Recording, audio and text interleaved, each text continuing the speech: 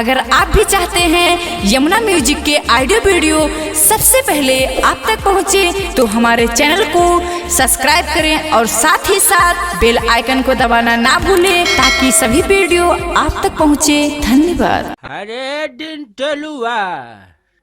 टलुआ रे, हरेश दिन टलुआ का ये फसा मन का कहता रहा, का फसावता रहो। फसावत नहीं खीरे देखावत नी। हई देख एकर सगरो बा टाइटे टाइट, जो कर होने फ्लाइट।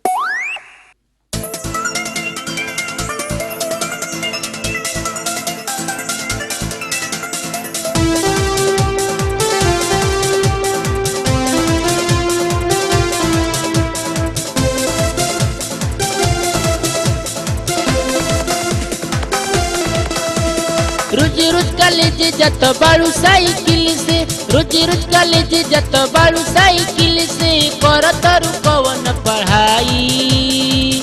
कितने लोग की जान तू लेबू, जा जाई हर जाई। कितने लोग की जान तू लेबू, जा जाई हर जाई।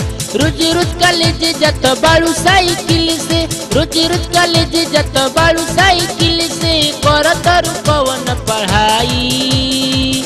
कितने लोग की जान तू लेबू, जा जाई हर जाई। कितने लोग की जान तू लेबू, जा जाई हर जाई।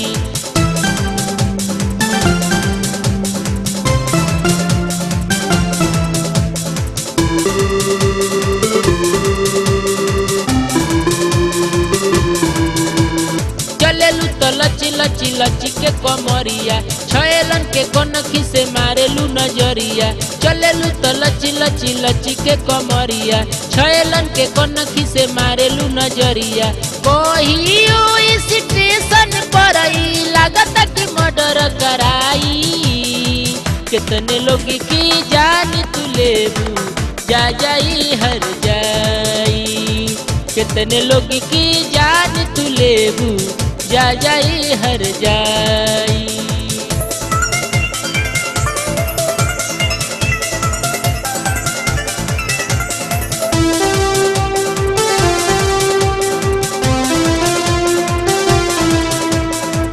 नियर बाल इनकर खोआ नियर गाल बा, पतली कमरिया इनकर उमर 16 साल बा।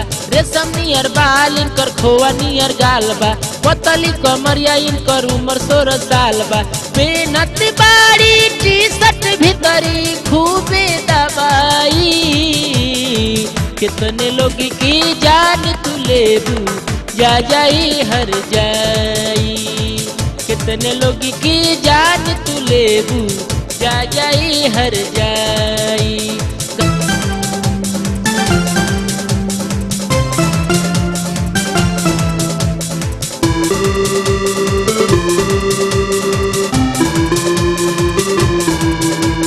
घरवा कहेलू की करनी पढ़ाई, चढ़ली जवनिया में लेलू अंगड़ाई। घरवा कहेलू की करनी पढ़ाई, चढ़ली जवनिया में लेलू अंगड़ाई। जी हत जितेंद्र से लागत कि मर्डर कराई। कितने लोग की जान तू लेबू, जा जाई हर जाई। कितने लोग की जान तू लेबू, जा जाई हर जाई। रोज कॉलेज जत बाड़ू साइकिल से, रोज कॉलेज जत बाड़ू साइकिल से, करत कवन पढ़ाई।